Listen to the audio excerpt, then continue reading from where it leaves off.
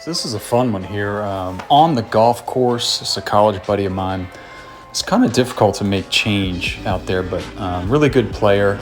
So we gave him a couple of little tools here to change the shape of this top position to help the club respond differently in the downswing. He made some comments. He feels super stuck down there, and he just kind of side bent to the right. And you're going to see this on the top golf swing here. The club is doing nothing but steepening on the way down. So from there, he's going to stall everything out. He can't really turn from there because if he did, he'd miss the ball completely. So he's stuck, right? So he's going to bend to the right really hard.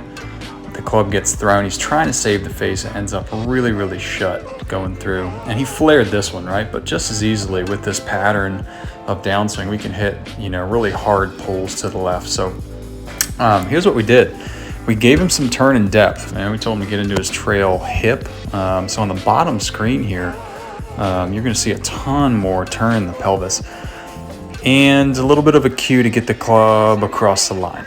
Those are the two, really trying to load deeper into that heel, into that right leg. Alex is a left leg dominant player, so when we run across these types of players, they tend to struggle a little bit more with the longer woods, and he's hitting like a little mini driver here from TaylorMade because he really struggles with that driver, and no doubt from the position on the top. So we see he gets really laid off, and that's a kind of a function of how he rolls this thing on the way back. So we would probably tighten that up over time. But anyway, so he gets pretty laid off up here. He doesn't really turn a whole lot in pelvis, and as he responds in the downswing, from this club position and the weight of the club, when the arms start to kind of pull to the earth, the club is going to do nothing but steepen. So we see the shaft plane actually stands up from where it was at the top. That pattern is going to lead to a lot of stalling down at impact. On the bottom, this was the very next tee shot, and he actually roped this one.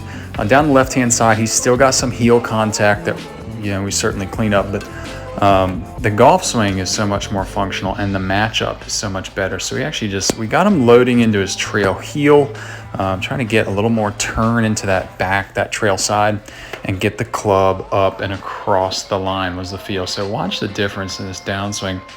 That club actually starts to plane out. It starts to shallow and gets under plane.